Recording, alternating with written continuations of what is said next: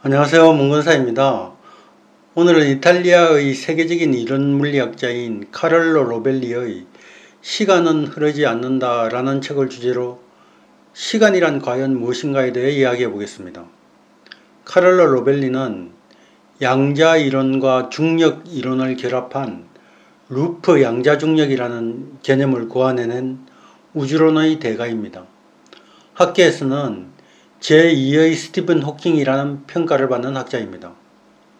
양자 이론은 세상의 모든 사물을 유한한 크기를 지닌 매우 작은 양자들로 구성된 것으로 보고, 이런 양자들의 움직임으로 세상의 변화를 이해하는 것입니다. 이에 비해서 중력 이론은 아인슈타인의 일반 상대성 이론, 즉 우주의 물질 분포에 따라서 시간이 서로 다르게 흐르고 공간도 휘어지게 되어서 우주에는 유일한 시공간 대신 수많은 시공간들이 존재한다고 보는 것입니다. 카를로 로벨리의 양자중력 이론은 이 두 가지 이론을 결합시켜서 우주를 좀 더 정확하게 이해하려는 이론입니다. 중력 이론에 따르면 시간은 중력이 큰 물체에 가까이 갈수록 더 느리게 흐르게 됩니다. 즉 아파트 40층에 사는 사람의 시간은 1층에 사는 사람의 시간보다 더 빠르게 흐릅니다. 1층이 40층에 비해서 지구의 중심에 더 가깝기 때문에, 바꿔 말해 1층이 중력이 더 큰 쪽에 접근해 있기 때문에 시간이 더 느리게 흐릅니다. 이론적으로는 40층에 사는 사람의 시간이 더 빠르게 흐르기 때문에 1층 사람보다 더 빨리 늙습니다. 이처럼 같은 아파트 안에서도 높이에 따라 시간이 흐르는 속도가 다릅니다. 엄밀하게 말하면 지구상에서의 모든 지점에서의 시간은 다 다릅니다. 심지어 어떤 곳에 건축물을 건설하거나 사람들이 많이 모이기만 해도 그 주변의 시간이 달라집니다. 그런데 우리는 일상생활 속에서 이 시간의 흐름이 다르다는 것을 전혀 느끼지 못합니다. 그 이유는 우리가 살고 있는 지구상에서의 중력에 따른 시간 지연 현상은 이 나노초 단위로 아주 적기 때문에 현실 세계에서 우리가 체감하지 못하는 것입니다. 그러나 우주적인 공간으로 그 범위를 확대하면 시간은 엄청난 차이를 가지게 됩니다. 블랙홀의 경계면이라고 불리는 사건의 지평선은 중력의 크기가 너무 커서 빛의 입자가 탈출할 수 없는 지점입니다. 아인슈타인의 상대성 이론에 따르면 중력이 큰 물체에 가까이 갈수록 시간이 지연되기 때문에 이 사건의 지평선에서는 시간이 거의 흐르지 않습니다. 만약 블랙홀의 사건의 지평선에 우리가 가까이 다가간다면 시간이 흐르지 않기 때문에 늙지도 않게 됩니다. 우리는 시간이 과거에서 현재로 그리고 미래로 진행된다고 생각합니다. 그런데 이 우주적인 관점에서 보면 시간은 이처럼 정형적인 형태가 아닙니다. 예를 들어 지구에서 25광년 거리에 떨어져 있는 베가 행성에 친구가 살고 있다고 가정해 보겠습니다. 베가 행성의 친구에게 지금 무엇을 하느냐고 물어보면 대답은 빛이 왕복하는 속도, 즉 50광년이 지나야 들을 수 있습니다. 망원경을 통해서 보이는 친구의 모습은 25년 전의 모습입니다. 그러니 그 친구가 지금 어디에 있는지는 알 수 없습니다. 또 베가 행성에서의 시간은 지구의 시간과는 다르게 흐릅니다. 그러므로 베가 행성의 현재와 지구의 현재를 따지기는 불가능합니다. 하물며 지구로부터 250만 광년이나 떨어져 있는 안드로메다 은하를 생각해 보면 시간은 우리가 생각하는 것과는 그 구조가 전혀 다를 것입니다. 이렇기 때문에 현재의 개념은 우리에게 가까이 있는 것을 대상으로 해야지 멀리 있는 무언가를 대상으로 하면 안 됩니다. 다시 말해 우리 현재는 우주 전체에 적용되지 않습니다. 시간은 전 우주적으로 동일한 축선 위에 있는 것이 아닙니다. 시간은 모든 장소에 각각 개별적으로 존재하고 있습니다. 또 시간은 속도에 따라 달라집니다. 움직이는 물체는 정지해 있는 물체보다 더 짧은 시간을 경험합니다. 즉 빨리 움직이면 움직일수록 시간은 더 천천히 흐릅니다. 만약 빛의 속도로 움직일 수 있다면 시간은 거의 정지하게 됩니다. 이처럼 달리고 있는 사람과 가만히 서 있는 사람을 비교하면 그게 얼마이든지 간에 달리고 있는 사람의 시간이 상대적으로 늦게 가게 됩니다.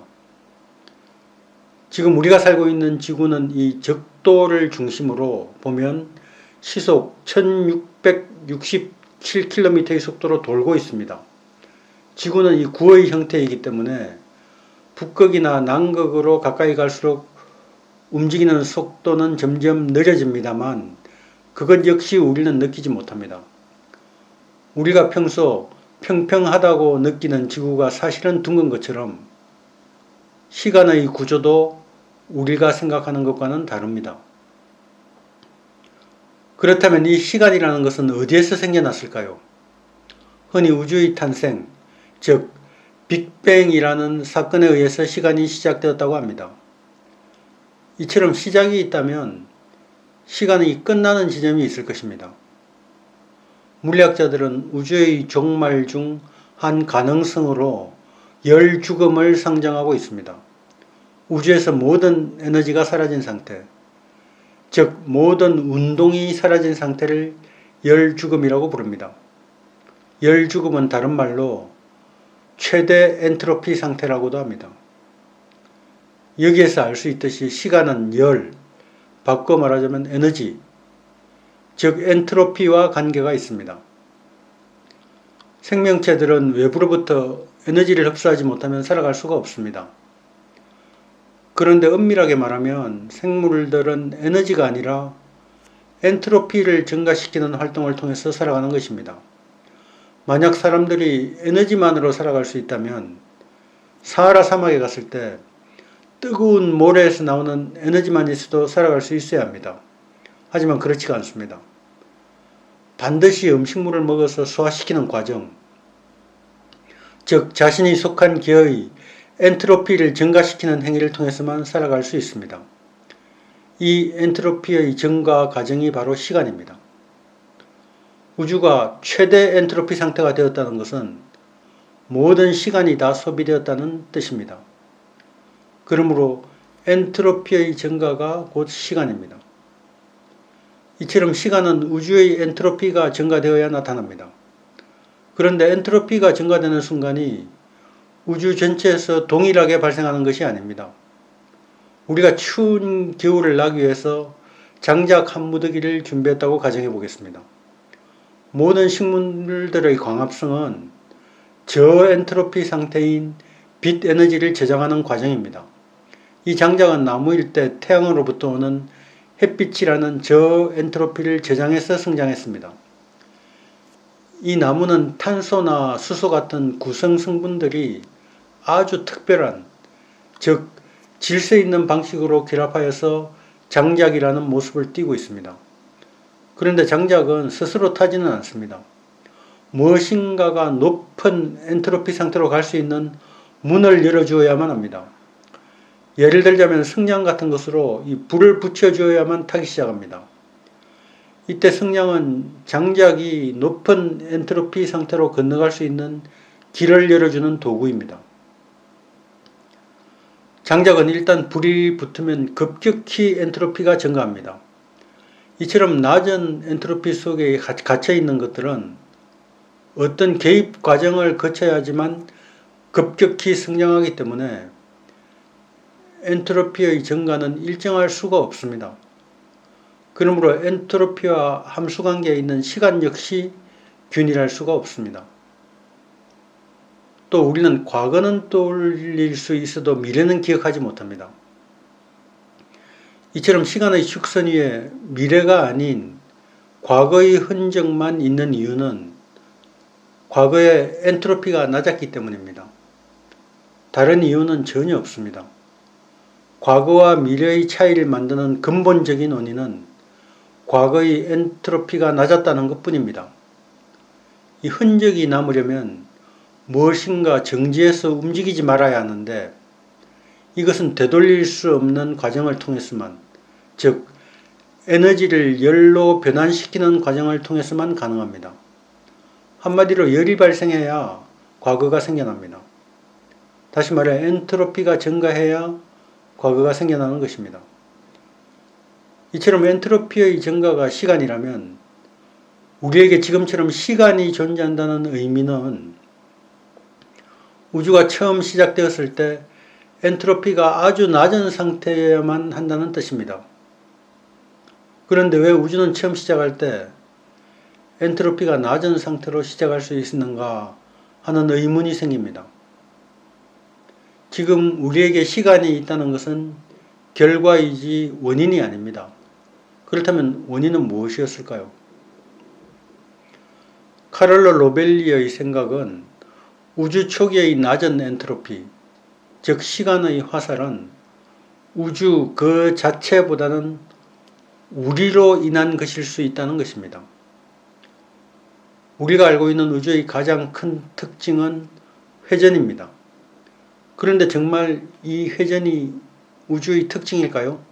아닙니다. 인간은 수천 년 동안 우주를 연구했고 결국 하늘의 순환에 대해서 알게 되었습니다. 회전하는 것은 우주가 아니라 우리라는 것을 알게 된 것입니다. 이것은 우리의 독특한 관점 효과 때문입니다. 즉 우주 초기의 낮은 엔트로피는 우리가 우주와 상호작용을 하는 특별한 방식, 즉 우리가 속한 물리체계에 의한 것일 수 있다는 것입니다.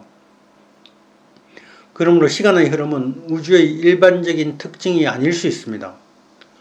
하늘의 회전처럼 우주의 한 모퉁이에 박혀있는 우리가 갖고 있는 특별한 관점이 시간의 흐름을 만들어낸 것입니다. 그러므로 우주 전체가 우리가 경험하는 시간의 흐름 속에 있는 것이 아닙니다. 단지 우리가 속해 있는 이 특별한 시스템, 즉 걔가 시간의 흐름이라는 엔트로피가 증가하는 상태에 놓여 있는 것입니다. 그러므로 우주의 초창기에 모든 우주 전체가 저 엔트로피 상태일 필요는 없는 것입니다.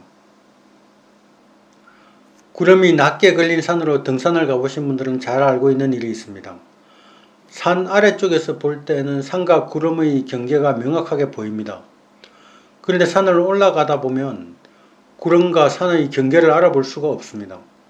그저 안개가 낀 것처럼 희미해 보이지 어디가 명확한 경계인지가 보이지 않습니다. 사물들도 마찬가지입니다. 여기 단단한 대리석이 있다고 가정해 보겠습니다. 겉으로 볼 때 대리석과 공간 사이의 경계는 너무나 명확해 보입니다. 그런데 우리가 원자 수준의 크기가 되어서 대리석과 빈 공간 사이를 본다면 그 경계를 명확히 측정할 수가 없습니다. 마치 안개가 낀 산 위에 올랐을 때처럼 그 경계가 흐릿하게만 보일 것입니다. 이 흐릿함이 양자역학의 불확정성입니다. 이 흐릿함 때문에 양자얽힘이라는 중첩이 나타납니다. 그러므로 양자역학의 세계에서는 아인슈타인의 시공간도 중첩될 수 있습니다. 즉 겹쳐질 수 있다는 뜻입니다. 시공간이 중첩되면 과거와 미래의 순서가 뒤바뀔 수도 있습니다. 결론적으로 우주에서의 시간은 우리가 속한 특별한 계의 시간과는 같지 않습니다. 과거, 현재, 미래로 이어지는 시간의 화살표를 가진 우주는 우리 계의 특수성이지 우주의 보편성이 아닙니다. 시간이 존재하는 우주를 만들어낸 것은 바로 우리들입니다. 그러므로 우리들은 시간 그 자체라고 할 수 있습니다. 만약 우리가 존재하고 있는 이 특수한 계를 떠나서 우주 속 거대한 블랙홀의 사건의 지평선에 갈 수 있다면 우리는 우리의 과거와도 만날 수 있습니다. 오늘은 양자중력 이론이 주장하는 시간이란 과연 무엇인가에 대해 이야기해 보았습니다. 구독과 좋아요 부탁드리면서 이만 마치겠습니다. 감사합니다. 다음 시간에 뵙겠습니다.